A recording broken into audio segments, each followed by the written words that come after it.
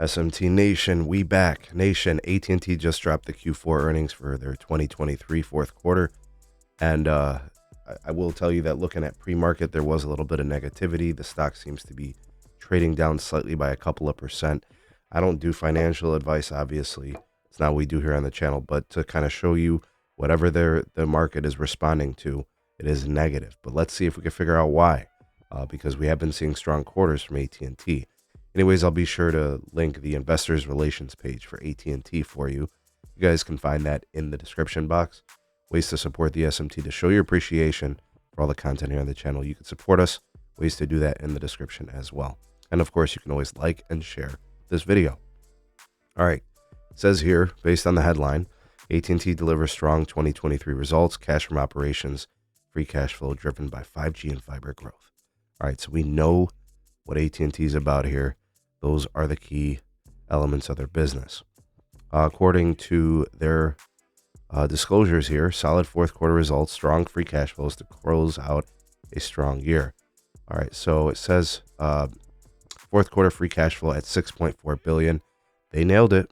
I think that's what they wanted to get to. The first quarter was weak, and then ever since then, they went from $1 billion in free cash flows to I think 4.5, and then like 6.5 here. Looks good. I know some of that is off the back of, payroll cuts, right? Layoffs and such. But they are guiding here saying that for the year, the free cash flow did hit $16.8 billion. That puts them just behind Verizon at $18.7 billion. All right. So when we get the T-Mobile results tomorrow, we can compare those free cash flows between all three companies. Fourth quarter revenues up 2% year over year. Fourth quarter operating income, $5.3 billion. Operating income at $5.8 billion. Full year operating income at $23.5 billion. And adjusted operating income at $24.7 billion. That's up 5% year over year. Mobility service revenues are up 4.4%. So that tells you how they're doing on the wireless business. Broadband revenues up 8.1% and above guidance, with full year AT&T fiber revenue growth of 26.6%. So fiber, a winner for AT&T. Postpaid phone net adds over 500,000, 526,000 to be specific for Q4, 1.7 million for the full year. Low churn levels, continued strong ARPU growth. I don't see a mention of the churn number, so we'll have to check for that. AT&T fiber had net adds of 273,000, 1.1 million for the year, so that's pretty good. 16 straight quarters, 200,000 plus in fiber. 6th straight year with 1 million or more AT&T fiber net adds. Okay, so that's good stuff there. The fiber strength looks like mobility's still good. $6 billion run rate cost savings target in mid-year 2023. It looks like they nailed it. They're going to continue for incremental cost cutting. I'm sure that's music to the investors' ears. They talk here a little bit about their mid-band 5G network. They're now over 210 million pops covered. So there's an update there on the network. 26 million consumers and businesses, over 26 million with the fiber access. They want to get to 30 plus million by the end of 25. So outlook for the rest of, I should say for 2024. Service revenue growth at 3% range. Verizon said 1 to 3%, I think. Broadband revenue growth of 7+%. I think Verizon was closer to 5%. Adjusted EBITDA growth at 3%. Sounds similar to Verizon. CapEx, they're looking at a $21 to $22 billion range. Free cash flows, looks like they're going to guide just slightly above what they had for this year for 2023. So they're going to come in between $17 and $18 billion with an adjusted EPS of $2.15 to $2.25. There is some depreciation expense there.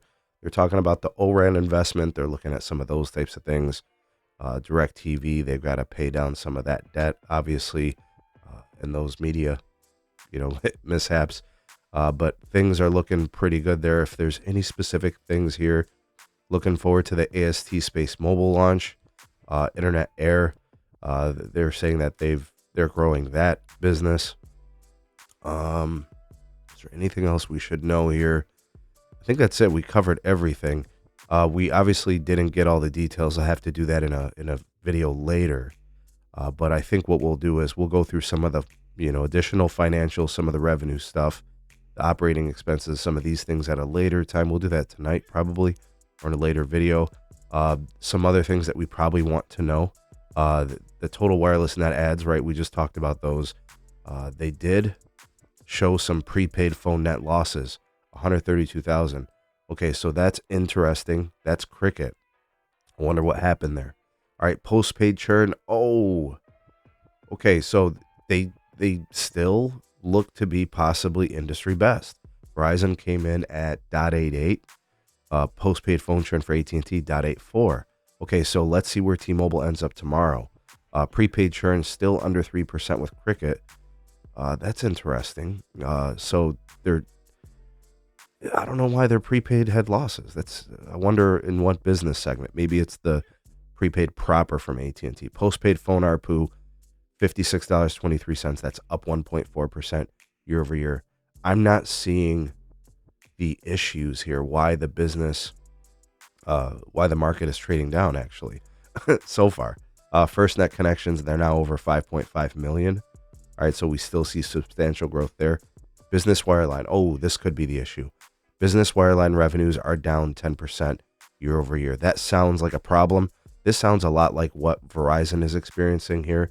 Legacy voice and data services has lower demand. So that's looks to be like an industry thing, and it was not unique to Verizon. Operating expenses down 4.1%. Operating income down 69.4%. What is going on there? All right, that's interesting. EBITDA down 19.3% year over year. Oh, this is the problem, guys. It's business wireline. Yeah, looking at those numbers, that's pretty obvious. Because consumer wireline is up year over year in all those same metrics.